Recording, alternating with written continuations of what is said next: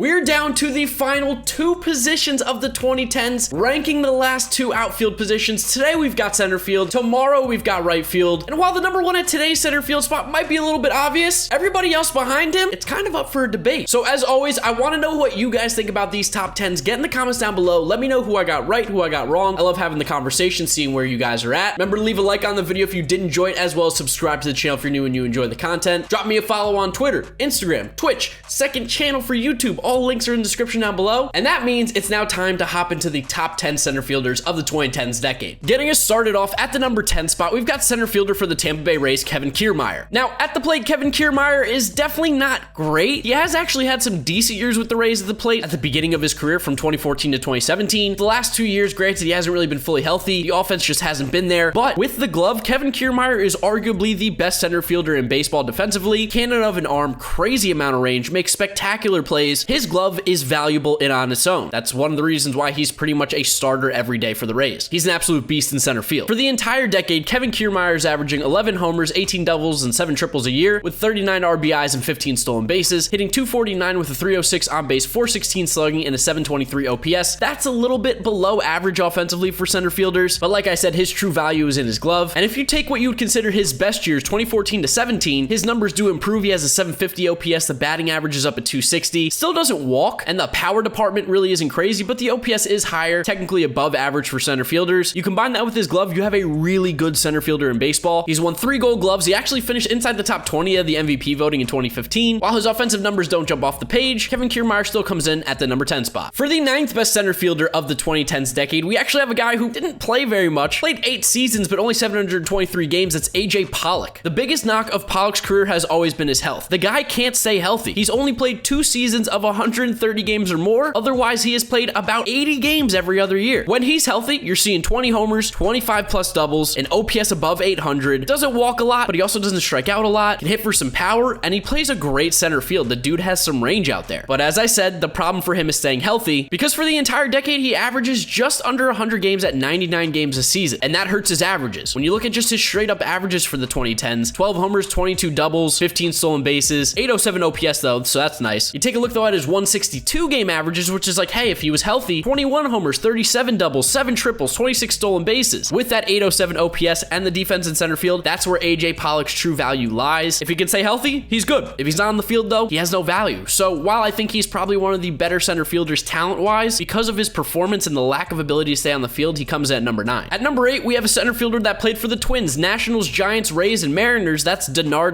who I kind of forgot played in 2018, but he'd been out of baseball for a while. Now, kind of like Kiermaier, Denard's offensive numbers are never going to jump off the page to you. At his best, he was a high average guy who could steal some bases, but never hit for power, and had a pretty decent glove in the outfield. For the 2010s decade, Denard averaged 6 homers, 26 doubles, and 6 triples a year, stealing 16 bases, hitting .276 with a .338 on base, .393 slugging, and a .731 OPS. So like I said, nothing jumps off the page. But if you get rid of the first 2 years of the decade, 10 and 11, his numbers do get better. A .744 OPS, .280 batting average. The power goes up a little bit. I mean, he was never one of these absolutely elite hitters. He could slap the ball around the field. Towards the end of his career, he hit for a little more power. I mean, 11 and 12 home runs a year. That's nothing crazy. But he was very consistent throughout the decade. 740, 750 OPS, again, doesn't jump off the page, but the consistency factor was there for him, and he did a lot more than just hit home runs. He was more of a top of the order, set the table kind of guy. And based on what I've seen, that puts him at number 8 for me. For the 7th best center fielder of the 2010s decade, let's talk about Rockies, Astros, Cubs, and Cardinals center fielder, Dexter Fowler. Dexter Fowler quietly was a pretty good center fielder this decade. You forget about him because the last 2 years with the Cardinals, he's been pretty horrible, but from 2010 to 2017, Dexter Fowler was pretty good. For the entirety of the decade, he's averaging 12 homers and 22 doubles a year with 7 triples, stealing 12 bases, a .260 average with a .359 on base, .421 slugging, gives him an OPS at 781, which is definitely above average, and an OPS plus at 106. So like, he was still an above average hitter, despite having 2 pretty horrible seasons last year with the Cardinals. You take a closer look, go for what his best numbers are, 2010 to 2017, .269 average, .368 on base, .433 slugging, and an 800 OPS. That is significantly improved. In Colorado, he was actually a pretty decent center fielder, could roam that outfield pretty well considering how big it is. Even with the Cubs, did a pretty good job in center field, and he was hitting. Cardinals, not so much. His defense definitely has slacked. He's more of a corner guy now. But when looking at the 2010s as a whole, Dexter Fowler was a pretty solid center fielder, which is why he's going to come in at the number 7 spot for me. At number 6, I can't even believe it, but we're going with Carlos Gomez, who played center field for the Brewers, Astros, Rangers, Rays, and Mets in this decade. Carlos Gomez Gomez's numbers are definitely carried by like a 3-year span. He's a weird player. He either plays very well in a season or he does little to nothing. His consistency is definitely an issue. His best years spanned from 2012 to 2015, where he was hitting 20 homers a year with 27 doubles and 5 triples, stealing 32 bags, 272 average, 331 on base, 467 slugging, and an OPS at 798. Like, he was a beast during that time. It's just the other years kind of let him down. Now, he did have a bit of a spark in 2017 with Texas, where he posted an OPS above 800, but the last few years you saw him with the Mets, you saw him with the Rays, he was horrible. And even the years before and in between the prime, he just kind of fell off. He was inconsistent. Now, one thing is for sure, he could run, he could throw. He was a pretty good center fielder throughout his career. Now, as he's gotten older, that play has declined, but he always roamed center field and you felt pretty confident out there. And even despite those inconsistencies, Carlos Gomez was still an above average hitter in center field for the decade, a 747 OPS plus at 101, stole some bases. He was a 2-time All-Star, finished inside the top 10 of the MVP voting once, won a Gold Glove. His best times were in Milwaukee. He had value, was a weird player, but for me, Carlos Gomez just missed out on the top 5, coming in at number 6, which means it is now time to start off our top 5. And coming in at the number 5 spot, we've got Colorado Rockies center fielder, more of an outfielder now, Charlie Blackmon. So for me, Charlie Blackmon's career really started in 2014, because from 11 to 13, he wasn't really an everyday kind of guy, getting his spots here and there. But 14 is when he started playing consistently, and his numbers from then till now, pretty gross and jump off the page. 27 homers, 34 doubles, and 8 triples a year with 79 RBIs and 19 stolen bases, hitting 306 with a 365 on base, 520 slugging, and 885 OPS. Yeah, I can see you in the comments already, but he plays in Coors, he plays for the Rockies. Yeah, Charlie Blackmon hits. The man can absolutely rake. Would his numbers be as good if he didn't play in Colorado? No. Would his numbers offensively still be elite for a center fielder if he wasn't in Colorado though? Yes, he absolutely mashes. He's made 4 All-Star teams, won 2 Silver Sluggers, and won a batting title back in 2017, finishing 5th in the MVP voting that year. Since his power surge of 2016, he's averaging close to 30 homers and 40 doubles a season. Like, that is so good. Now, yes, his play in center field defensively isn't amazing. His range is a bit limited and his arm is weak, which is why he's probably more of a corner guy now. But when you swing a bat like Charlie Blackmon does, you can take that average to maybe even below average defense in center field, because at the plate, he is just so much more valuable than most center fielders. Obviously not Mike Trout. So for me, Blackmon, number 5. For the 4th best center fielder of the 2010s, we have one of the most underrated center fielders, in my opinion, Adam Jones, who has had quite the decade. Now, one thing that there is to knock on Jones before we get talking about all the good stuff, he doesn't walk, and that's why his OPS is going to be pretty low. He just doesn't have a great on-base percentage. But when you're talking about a center fielder who can just flat out hit, I'm talking about contact on baseball, Adam Jones is pretty ridiculous. In the 2010s decade, Adam Jones averaged 25 homers, 29 doubles, and 89 RBIs a season with 7 stolen bases, hitting 278 with a 318 on base, 460 slugging, and a 778 OPS. That's way above average. And again, if he could walk, his numbers would be even better. But again, he didn't, so that's why he comes in at 4. I love what he does at the plate, the power, the athleticism. He was a good center fielder for a good portion of his career. Now he's more of a corner guy, and obviously he's playing in Japan. But that prime with the Orioles was gross. I mean, 30 plus homers, 30 plus doubles, playing fantastic center field. Adam Jones is so good, and I don't feel like a lot of people put respect on his name when they should. He was a stud. 4-time All-Star, 3-time Gold Glover, won a Silver Slugger award, finished inside the top 10 of the MVP voting once, inside the top 15 2 other times. I don't know. I'm a big Adam Jones fan. Call me crazy, but I think he's definitely got to be inside this top 5 at the number 4 spot. Coming in at number 3, we've got Kansas City Royals and Milwaukee Brewers center fielder Lorenzo Cain. Cain started off the decade with the Brewers and played a few games with the Royals up until 2012, but then 2013 is really when it became like his position. And when you look at his averages from then, combine that with his glove, ooh, Lorenzo Cain's real good. 10 homers, 26 doubles, and 3 triples a year, stealing 23 bases, hitting 289 with a 350 on base, 414 slugging to give him an OPS at 763. That's very solid, especially considering how absolutely elite his glove is in center field. You take an even closer look and take a look at what you consider his prime, 14 to 18, and his average is above 300, on base at 360, OPS at 795. That's filthy for how good his glove is in center. I mean, there is not a ball that this guy can't get to. Now, he only has 1 Gold Glove in the decade, which is kind of why you shouldn't say Gold Gloves are the only way to tell how good a guy is fielding. Gotta look at more, because Lorenzo Cain defensively is disgusting. His range out there, there's very few balls he can't get to. And for an entire decade, you look at the numbers, he has a similar OPS essentially to Adam Jones, and he's a far better center fielder. That's why he comes in at number 3. His time with the Royals and even the 1 year with the Brewers, he was gross. Finished inside the top 10 of the MVP voting twice, and finished inside the top 5 once, 3rd in 2015. He had an immense impact on those Royals teams. One of the reasons why they beat my Mets in the World Series. Lorenzo Cain, number 3. Just missing out on the number 1 spot in center field. Coming in at number 2, it's going to be Andrew McCutchen, which, let's be honest, that's basically like being number 1, because we all know who he's losing to. So he wins the best of the rest, essentially. For the 2010s decade, Andrew McCutchen averaged 22 homers, 31 doubles, and 76 RBIs a year with 16 stolen bases, hitting 286 with a 379 on base, 481 slugging, and 860 OPS. Oh my goodness, that's fantastic. Not a center fielder really anymore in the conventional aspect, but when he was with Pittsburgh, he was fantastic, and with his bat, oh my goodness, Andrew McCutchen was so good. You want to take a look at his numbers just with Pittsburgh? I mean, this is a guy who had an 869 OPS over an 8-year stretch playing great center field, so incredibly good. And he walks. He's not a guy who just hits well, he also gets on base and played good defense and stole bases. He won an MVP back in 2013, carried that Pirates team, finished third the year before, third the year after, and fifth in 2015, 4-year stretch of being one of the best players in the National League. He's a 5-time All-Star, won a Gold Glove in 2012, and he's a 4-time Silver Slugger. Andrew McCutchen is really good, and if the guy at number 1 didn't exist, he is the clear and obvious choice. It's just that the guy at number 1 might be one of the best players that we've ever seen, because coming in at number 1, obviously it's Mike Trout. I mean, who else could it possibly be? So here's about probably 30 or 40 seconds of me calling Mike Trout the greatest player possibly that we've ever seen, because it's just true. He's doing stuff that we don't see very often. You know who did this kind of stuff? The greatest players of all time. He came up in 2011 and actually wasn't great in 40 games, had a 672 OPS, but who cares about that? Because then in 2012, he took over and he's been pretty incredible since. In 8 seasons of play, Mike Trout is averaging 35 homers, 31 doubles, and 6 triples a year with 92 RBIs while stealing 24 bases. He's averaging 145 games a year. He's on the field. A 308 average with a 422 on base, 587 slugging, and an OPS at 1,009. That is an 8-year stretch of an OPS at above 1,000. What are you talking about, Mike Trout? Are you even from this planet? In 8 seasons, he hit 280 homers. What? Like, come on, man. This doesn't even make sense. He's led the American League in OPS 4 different times, slugging 3 different times, on base 4 straight seasons. He's even led the league in stolen bases back in 2012 when he stole 49. It's not as much part of his game anymore because, like, not worth it. But you know what he wasn't doing in 2012? Hitting 45 homers like he did in last year and only 470 at-bats. Ah, so good. When he hasn't won the MVP, he's finished 2nd 4 different times, and he's finished 4th another time. So he's never played a full season where he hasn't finished in the top 5 of the MVP voting. He won the Rookie of the Year in 2012, 7-time Silver Slugger, 8-time All-Star. I mean, like, what? And he plays really good defense out in center field. I just don't know how you could pick anyone else besides Mike Trout. And honestly, if you do pick anyone else besides Mike Trout, just expect a block from me. I don't want to hear from you because you're wrong. Simple. He's the best center fielder of the 2010s, and honestly, probably the best player of this decade. It's not really even close. So those are my top 10 center fielders of the 2010s decade. You might be wondering what jersey I'm wearing. Oh, you know we're rocking the Mike Trout Angels jersey throwback. He's just that good. I gotta show him love at all times of the day, even when we're recording the video. A little Easter egg for you if you made it that far. But Mike Trout's number 1. McCutchen's the best of the rest. I'd love to know what you guys think about it down in the comments below. Let me know your top 10 center fielders of the 2010s. Remember to leave a like on the video if you did enjoy it, as well as subscribe to the channel if you enjoyed the content. Follow me on Twitter, Instagram, Twitch, second channel. All the links are in the description. Keep up to date with me there. That's where we're gonna end today's video. You guys know the drill from here on out. YouTube recommends you watch this video, as well as this is my most recent upload talking about the left fielders of the 2010s. Check it out if you have not yet seen them. Thank you guys for watching. I appreciate all the support recently. Baseball's coming soon. The prediction video's coming soon, trust me. And I'll see you guys all tomorrow for another video.